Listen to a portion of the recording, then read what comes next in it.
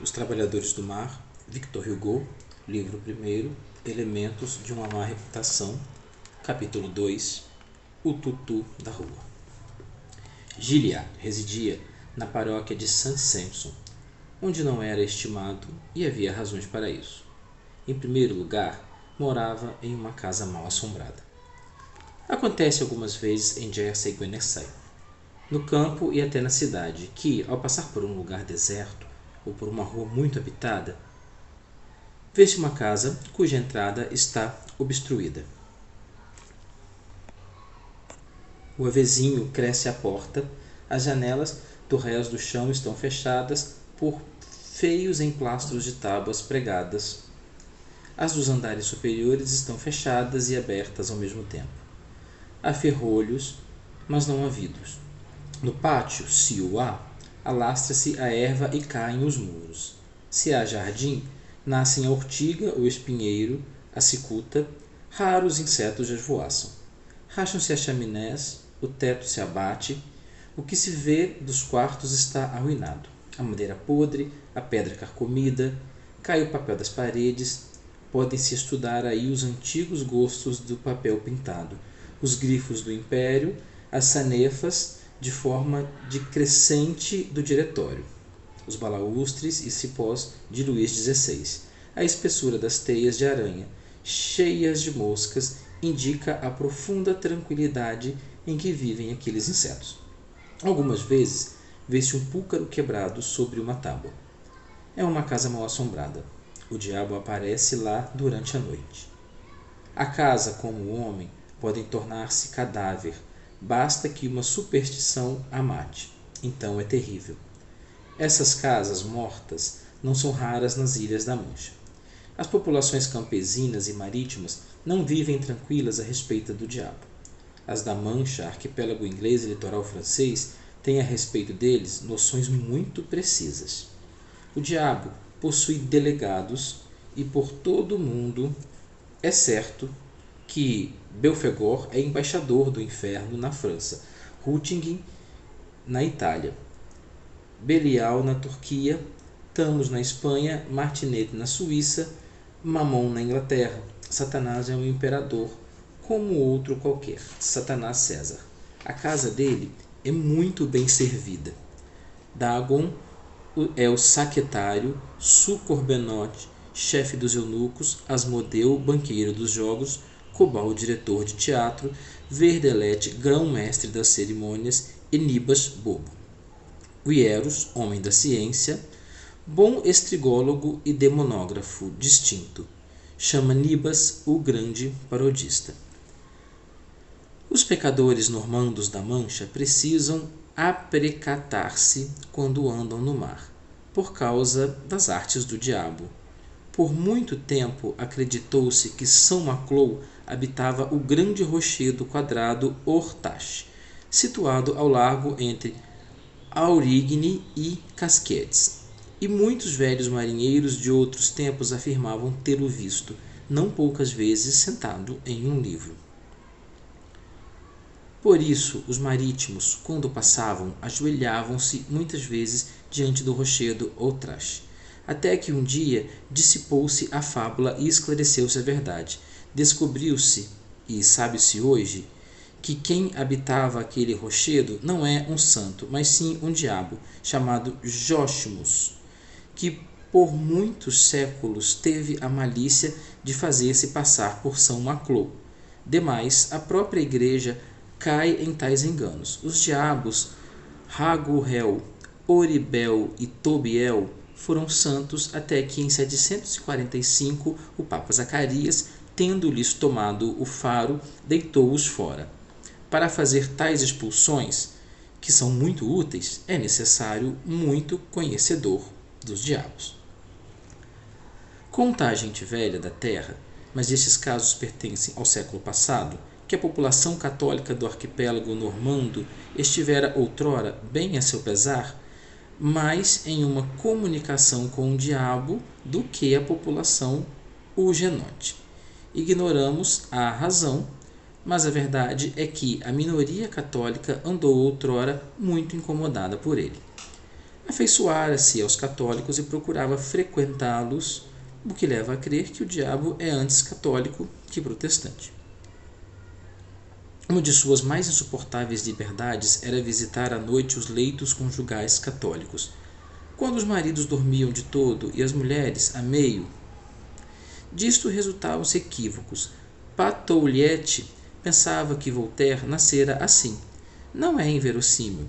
É caso perfeitamente conhecido e descrito nos formulários de exorcismo, sob o título de Erroribus Nocturnis et Semini Diabolorum. O diabo fez violências destas, especialmente em Saint-Hélier, em fins do século passado. É provável que para a punição dos crimes da Revolução. As consequências dos excessos revolucionários são incalculáveis. Fosse como fosse, essa aparição possível do demônio durante a noite, quando reina a escuridão e todos dormem, inquietava muitas mulheres ortodoxas. Dar nascimento a um Voltaire não é coisa agradável. Uma delas, assustada, foi consultar o confessor sobre a maneira de desfazer-se em tempo o quiprocó. Confessou o professor: para saber se está com o diabo ou com seu marido, apalpe-lhe a cabeça e, se encontrar pontas, pode estar certa. De quê? Perguntou a mulher. A casa em que morava Gilliatt tinha sido mal assombrada, e já não era, portanto tornava-se mais suspeita.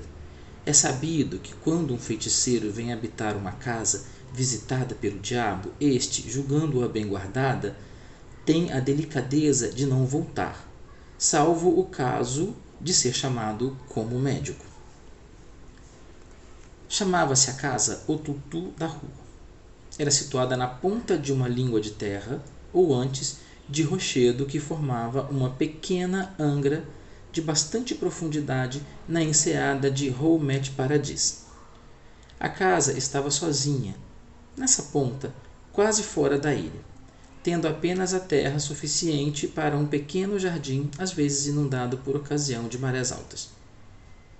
Entre o ponto de Saint-Sampson e a enseada de Roumet Paradis há uma grande colina, sobre a qual levanta-se um amontoado de torres e de era chamado Castelo de Vale ou do Arcanjo. De sorte que de Saint-Sampson não se via o Tutu da Rua. Não são raros os feiticeiros em Guernesey. Exercem a profissão em certas paróquias, apesar de vivermos no século XIX.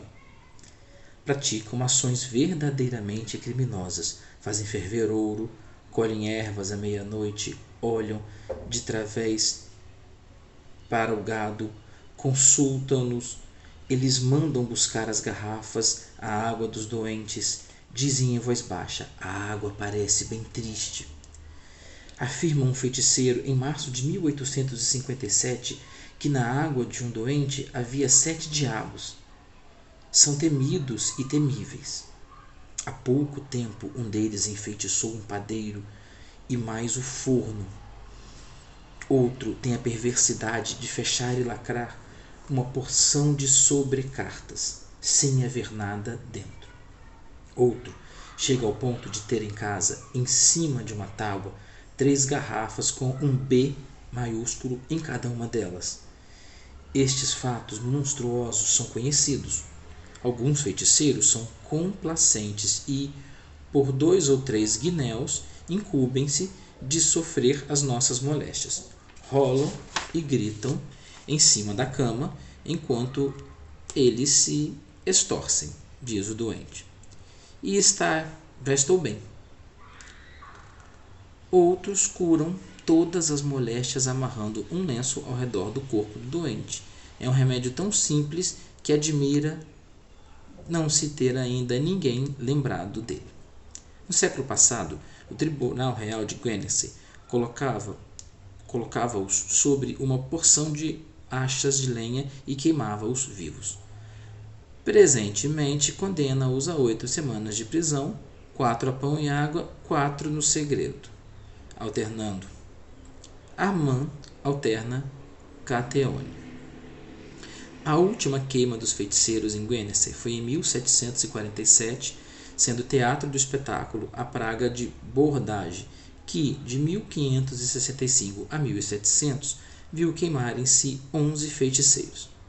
Em geral, esses culpados confessam seus crimes. Eram para isso ajudados pela tortura. A praça de Bordage prestou serviços à sociedade e à religião. Queimaram-se aí os heréticos. No tempo de Maria Tudor, entre outros huguenotes, queimou-se uma mãe e 2 filhas. A mãe chamava-se Perrotin Massy. Uma das filhas estava grávida e teve sucesso sobre o braseiro. A crônica diz: arrebentou-lhe o ventre. Saiu desse ventre um menino vivo, o recém-nascido rolou na fogueira, um tal House apanhou-o. O bailio Elier Grosselin, bom católico, mandou atirar a criança ao fogo. E assim terminamos o capítulo 2. Amanhã já posto o 3 para vocês. Muito obrigado. Se possível, curte o vídeo e se inscreve no canal.